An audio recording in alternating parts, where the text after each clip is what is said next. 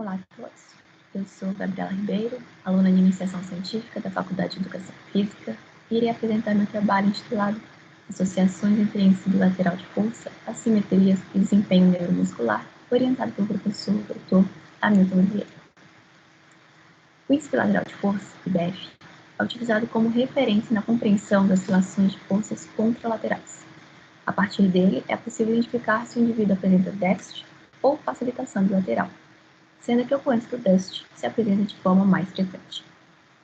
Já os índices de assimetria têm sido amplamente utilizados a fim de identificar diferenças neuromusculares entre membros e suas possíveis implicações no desempenho esportivo e predisposição a lesões.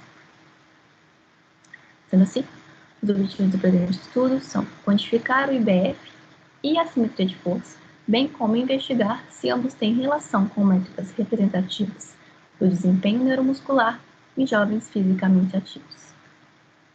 Para isso, foram analisados 42 participantes fisicamente ativos que completaram aleatoriamente 4 repetições com 1 minuto de intervalo de cada tipo de salto, sendo J, unilateral direito e unilateral esquerdo. A partir dos valores médios e dos seus desvios padrões, as variáveis e correlações de Pearson foram quantificados e analisados o IBF, as assimetrias e o desempenho.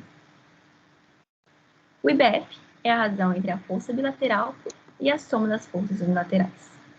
O SA foi empregado devido à sua independência quanto à necessidade de referência de lateralidade ou dominância frente aos outros índices existentes. A primeira métrica de desempenho selecionada foi a altura do salto, que é amplamente utilizada na literatura. A segunda foi momentum, que representa a capacidade do indivíduo de mover o mais rápido possível a própria massa, podendo ser um determinante mais preciso na mensuração do desempenho individual, principalmente em testes balísticos, como é o caso do salto vertical. Neste gráfico, é possível observar a produção de força média líquida dos sujeitos quando em saltos bipodais e unilaterais, não apresentando uma diferença significativa nas médias da perna direita e esquerda. Os gráficos aqui apresentados constam as distribuições dos valores de IBF e SA. É possível notar que o IBF revela concordância com a literatura existente no que diz respeito à presença predominante de déficit de força em relação à facilitação, pois apenas um sujeito apresentou a facilitação bilateral. Quando observamos as assimetrias, notamos uma distribuição em relação à direção da assimetria. Quanto à sua magnitude apenas, a média fica em torno de 3%, algo abaixo do apresentado pela literatura no que diz respeito ao impacto no desempenho ou predisposição a lesões, que seria acima de 10%.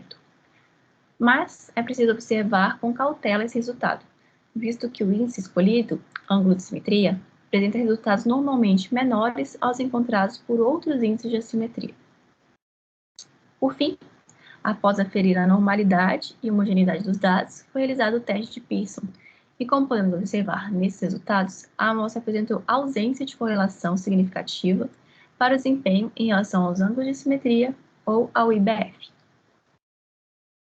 Desta forma, embora seja sugerido que o IBF e a simetria devam ser minimizados a fim de otimizar o desempenho e prevenir lesões, não foi identificada relação entre essas assimetrias e o desempenho do salto vertical em jovens fisicamente ativos. Finalizo aqui minha apresentação, agradecendo a todos que assistiram. Obrigada.